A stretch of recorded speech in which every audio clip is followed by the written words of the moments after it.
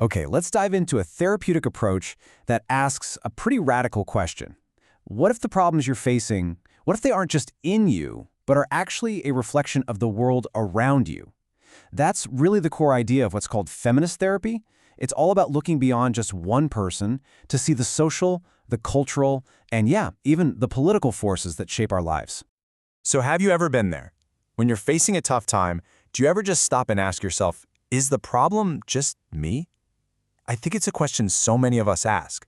You know, when we feel anxious or depressed or just plain stuck, it's so natural to turn that magnifying glass inward and think, I'm the one who's flawed, I'm broken. But what we're talking about today, feminist therapy, it suggests that's not the whole picture, not even close. It dares to ask, what if the problem isn't just you? In that question right there, that's our starting point. So, first up, is the problem just you?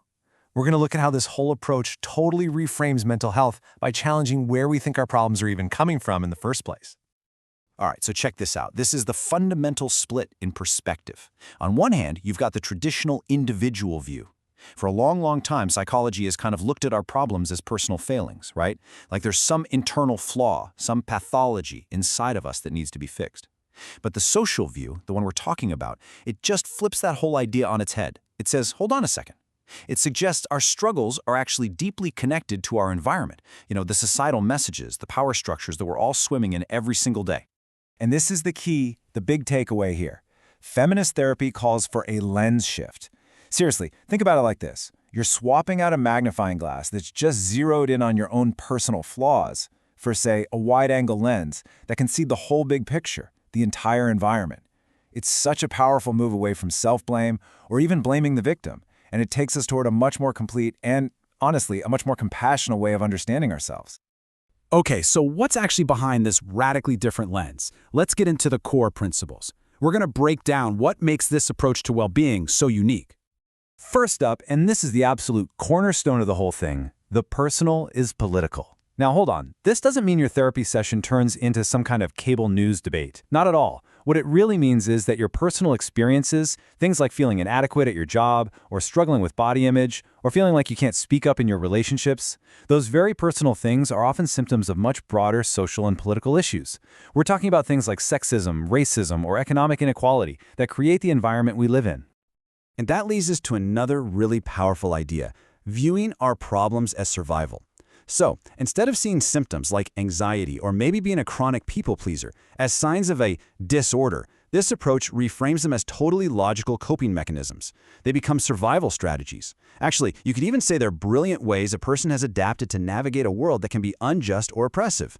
And let me tell you, that shift from seeing pathology to seeing survival, that is incredibly empowering.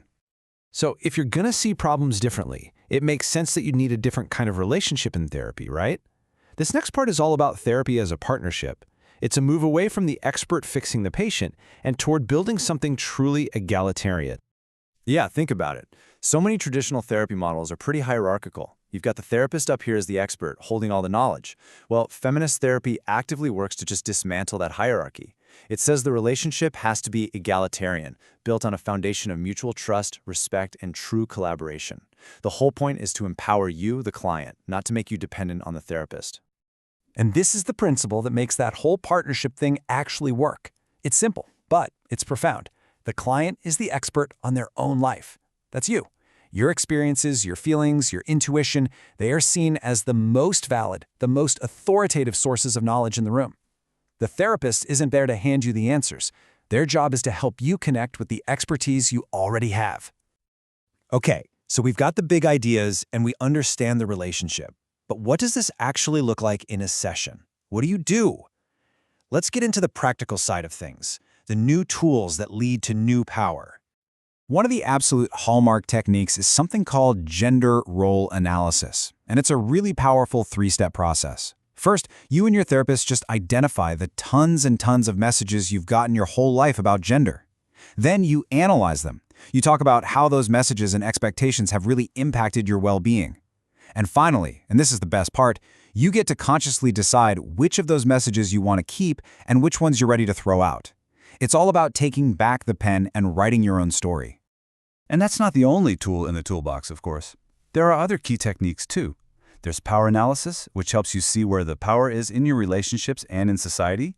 You've got assertiveness training. That's a classic, right? Learning to say what you need clearly and respectfully. There's even something called bibliotherapy, which is really just a fancy way of saying the therapist might suggest some books that could give you a new perspective. And then there's reframing and relabeling, which leads us to this next great example. This is such a perfect example of that relabeling idea. Think about it. Instead of seeing her actions as selfish, a client learned to relabel them as self-caring. That's huge. So often, society teaches women especially that taking care of your own needs is selfish. But by consciously changing that one word, you completely change the emotional meaning. It's not just semantics. It's about reclaiming your fundamental right to take care of yourself. But here's where this approach gets even bigger. The work doesn't just stop with you. The final piece of the puzzle is what really sets feminist therapy apart. It's all about healing the world, not just yourself. It's about taking that personal healing and pushing it outward. Because really, the ultimate goal here is change, not just adjustment. A lot of therapy is about helping you adjust to the world as it is. Feminist therapy says, no, the goal is to empower you to become an agent of change in that world. It operates on this deep understanding that your individual healing is totally interconnected with the health of your community and society as a whole. And what does that social action look like? Well, it can take so many forms out in the real world.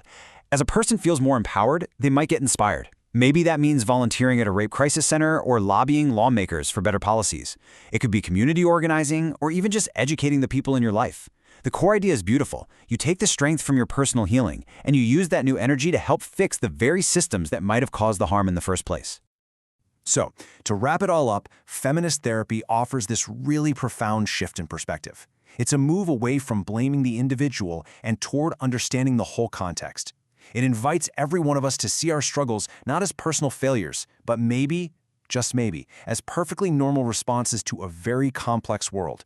And that leaves us with one final question to think about. What part of your world could use a lens shift?